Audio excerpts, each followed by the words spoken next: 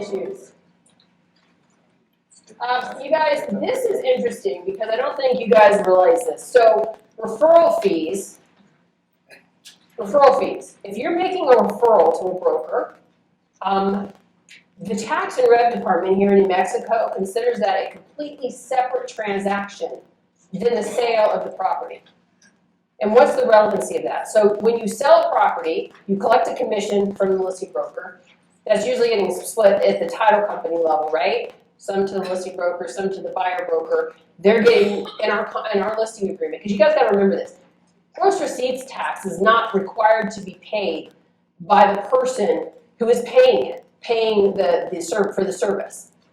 It's required to be paid by the person receiving the money for the service. That's what the law says, receiving gross receipts tax, right? You're receiving the money, you're obligated to pay it. Per the contract, our listing agreement, we pass that along, right? So you don't have to deduct it from your commission. We require the seller to pay that, but that's contract. That's by contract. It's not by law, it's by our contract, right?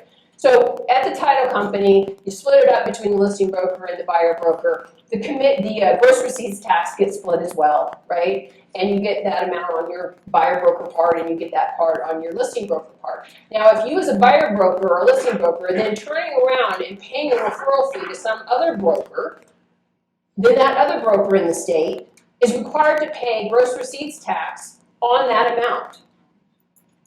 And you say, well, wait a second, I'm already paying my gross receipts tax over here. Why do I have to pay it on this separate little referral fee that I paid? Because tax and rev considers it two transactions. They do not consider it one transaction. I will tell you the only way that you have a fighting a chance that it's one transaction is to get this done at the title company level. So when you're at the title company and a referral fee has to be paid out of one of those commissions, you have it divided up at the title company. Because when I pressed the tax and rev on this issue, a supervisor over there, they said, we're going to look at the settlement statement. And if we don't see that divided on the settlement statement, that's a separate transaction. That's the response I got. So if you're paying a referral fee on the listing side or the buyer's side, and you get it on the settlement statement so that the gross receipts tax is being divided between those three, then maybe you can avoid paying another gross receipts tax. And I say that kind of like as a question, because I could not nail down the supervisor from tax and rev definitively on that. But that's what she kept telling me. Well, we're going to look at the settlement statement. And I'm thinking, okay, well, if the settlement statement reflects the GRT being divided in this way, then that probably will handle it. We'll see. But you guys need to remember that, because that's the way it works.